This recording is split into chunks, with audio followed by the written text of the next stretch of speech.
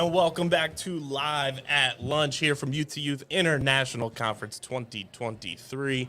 It's KB, joined by a new round of guests here at lunch. I'm going to have you guys introduce yourselves, let us know where you're from, and then give a nice little shout out to your family groups as well. So we'll go around the table. All right. Hi, guys. My name is Narissa Owen. I'm from Springfield, Ohio. I'm family group 14. You already know. Hi, I'm Victoria Stewart from Springfield and family group 6. Hi, I'm Jadu. I'm from South Brunswick, New Jersey, and I'm from family group 7. Hi, I'm Sarai Peterson. I'm from Springfield, Ohio, and I'm family group 23. So you guys had your youth staff run workshops earlier today. Let everybody know what workshops you took. What did you take away from them? What was interesting, and what made you sign up for them initially? And then did it live up to that expectation that you had going in when you signed up for workshops? Okay. The ones I did today was Living in Harmony and The Exchange. Living in Harmony was a lot of fun. It was basically we were listening to songs like by famous artists, and basically we were listening to like the drug references in it.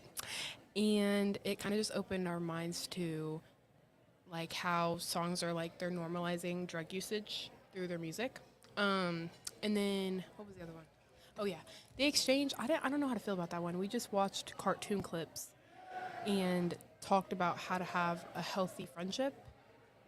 So that was pretty much it. I don't really know how to feel about that one. So I took FaceTime, which was basically like interaction, like face to face, because like over COVID, like we didn't really see each other and how like awkward it was, and like getting back into it. So we just did like a whole bunch of face to face exchanges and like talking to each other. It was actually a really fun experience. And then I did a vape one. I don't remember the exact name because I switched my name card.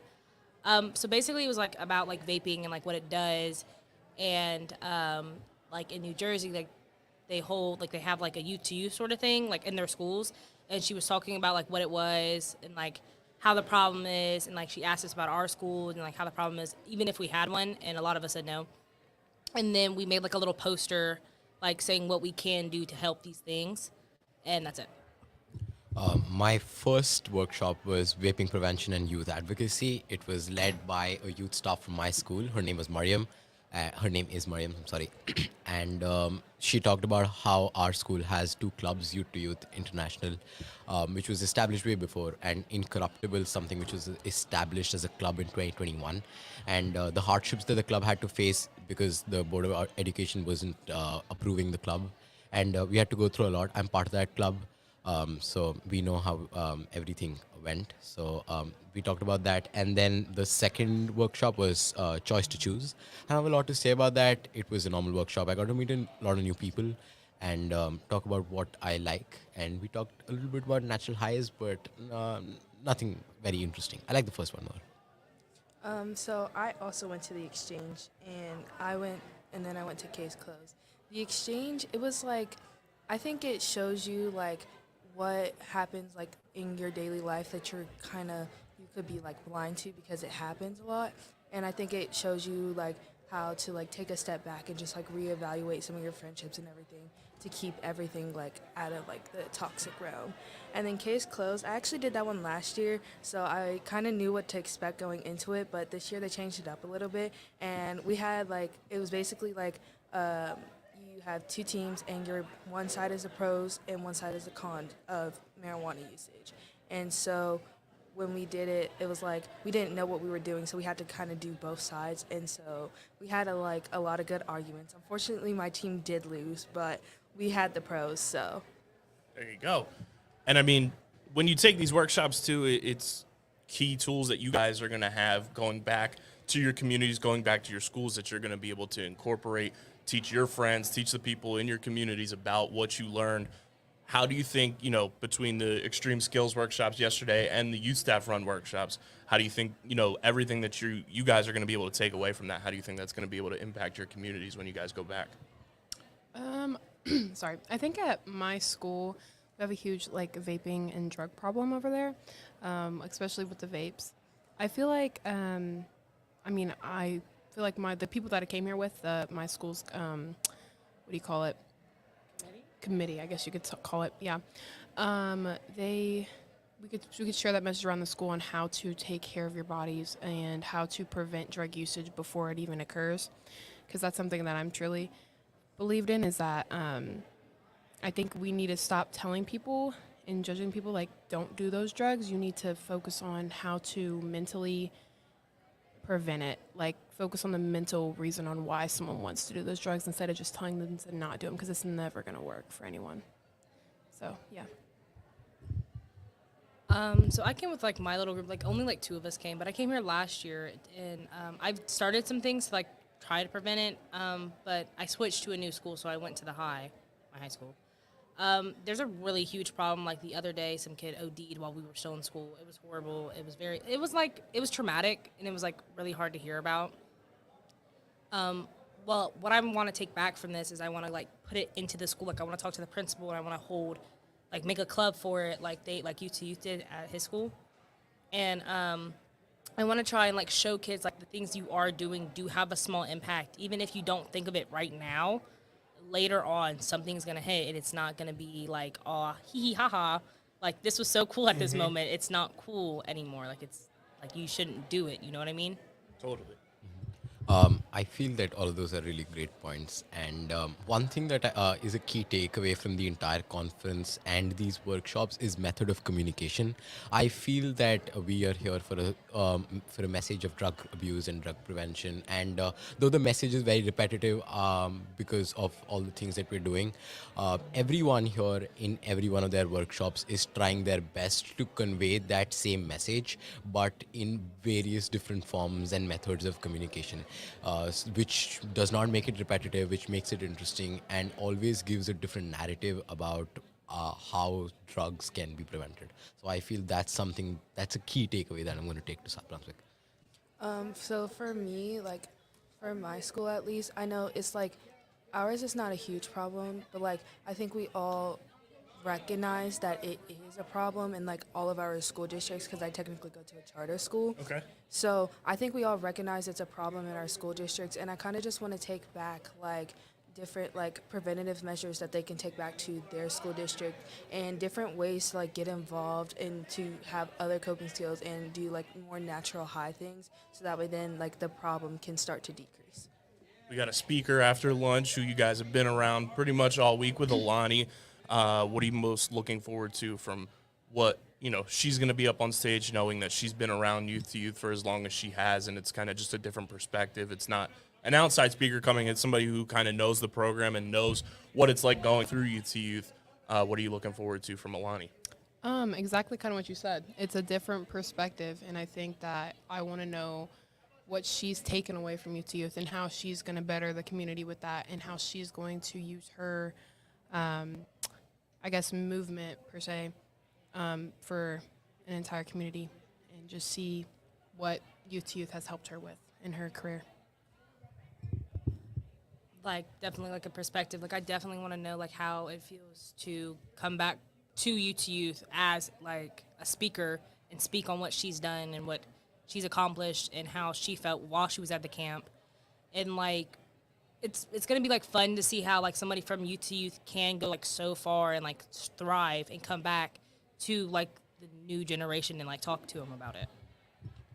Yeah, though other speakers have motivated us and they've told us their life stories, I feel someone from Youth to Youth, someone who has gone this far, will be a little bit more nuanced, and we'll be able to relate to them much more than we did to the other speakers. I haven't been around her as much because I'm a participant. I'm not a youth staff, but I'm really excited to see what she has and what she's going to tell us about. Thank you. I definitely think like what the rest of you guys were saying is like true and everything about like her bringing a new perspective, but what I really think she's going to do is she's going to like tie it all together and like implement some of the other things that the speakers, like even some from the past, have already said, and just make it like a full circle type of deal. And then obviously you guys have youth action groups. You started those yesterday.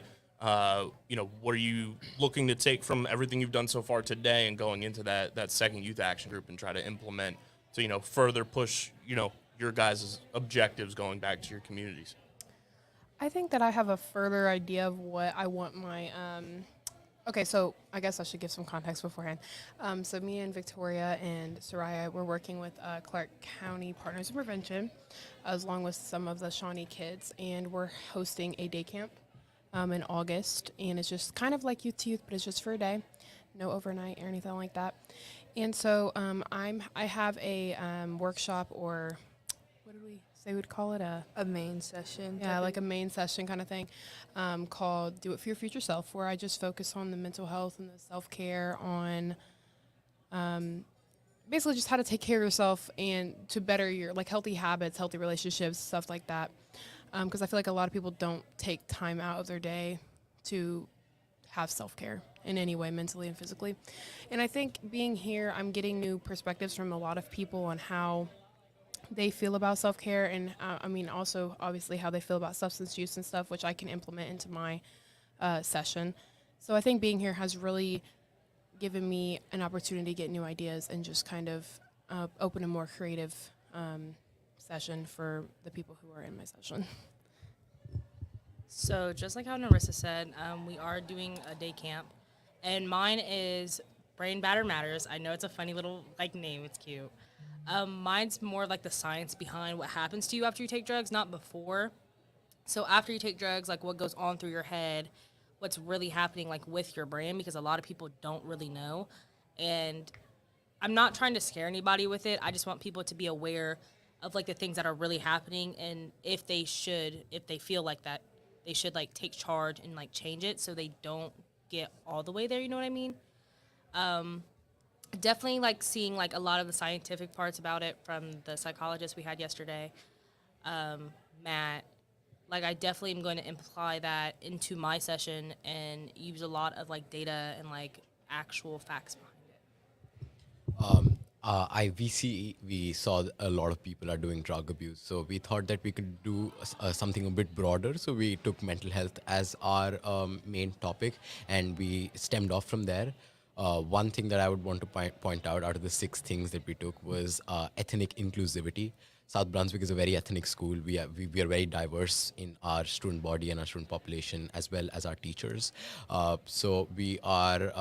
But the student body here, they feel that the teachers especially, we have a lot of academic pressure, a lot of academic validation from our parents, our peers, our teachers. So are trying to get a workshop done where the students teach the teachers, and we really connect on a level where students and teachers normally don't. So that's what we are trying and planning in our youth action group.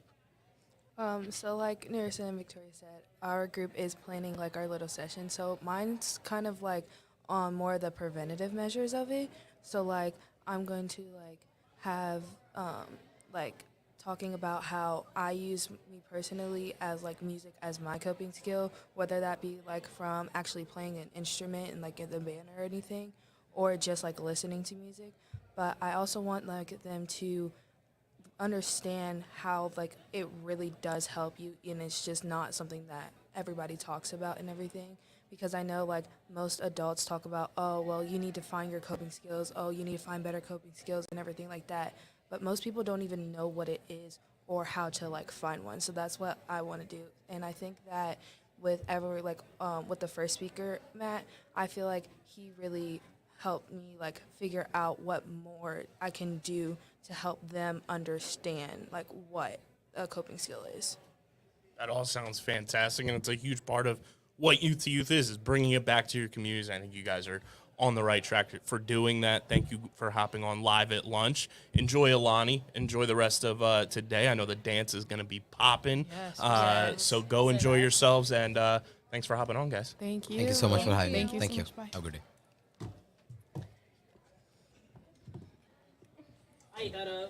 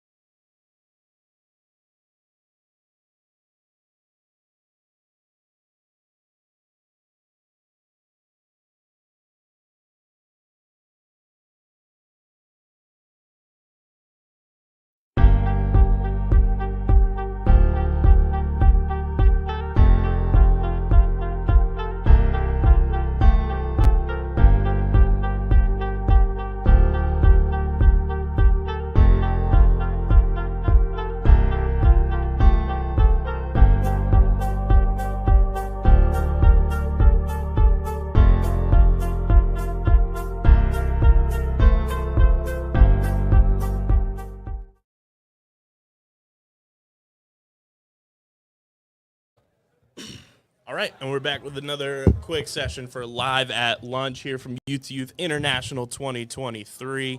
I'm going to have you guys introduce yourselves.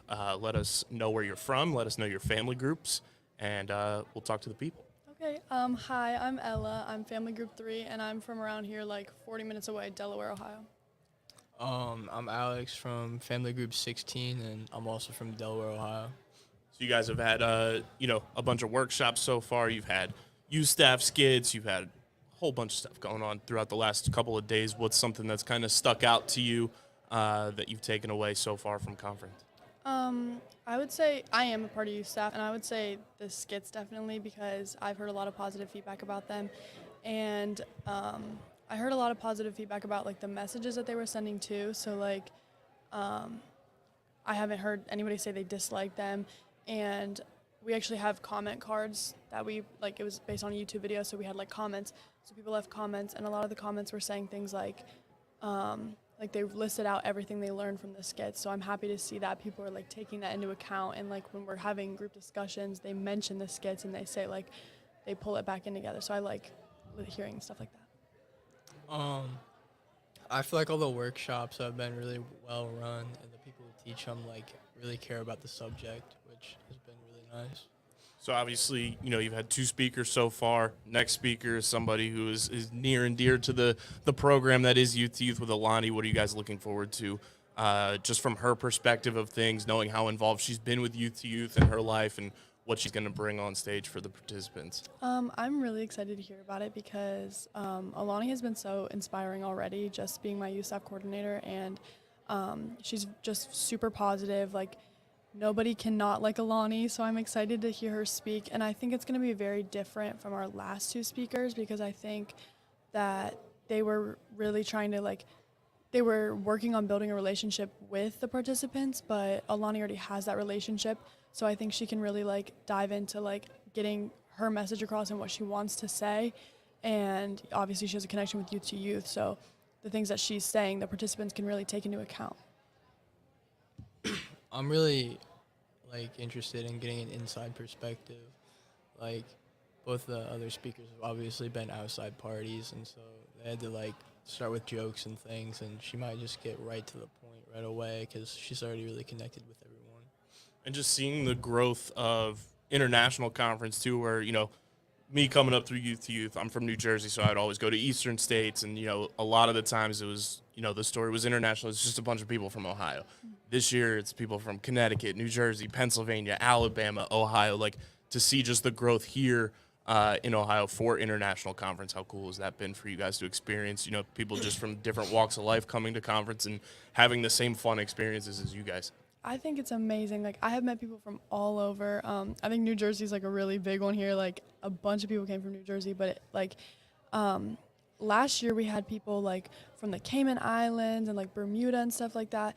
And I just love to see that because I feel living in Ohio, you don't really go anywhere else and you don't really get to meet people from places like that. But since Youth is growing and you get to meet people from all over the world, it's just really cool. And it's amazing to see all these people and learn different backgrounds and different cultures that you might not have experienced before. Yeah, I really like hearing about people's stories from their different states. I mean, just that kind of perspective from all over the country has been really interesting because I've obviously lived in Ohio all my life, so I haven't really been exposed to that much, but here it's really interesting. For family group to be, one of the core pieces of conference from a youth staff perspective, what's family group been like for you so far, and just seeing the growth from, first family group to where you guys are now going into the next one, how's it kind of developed and processed?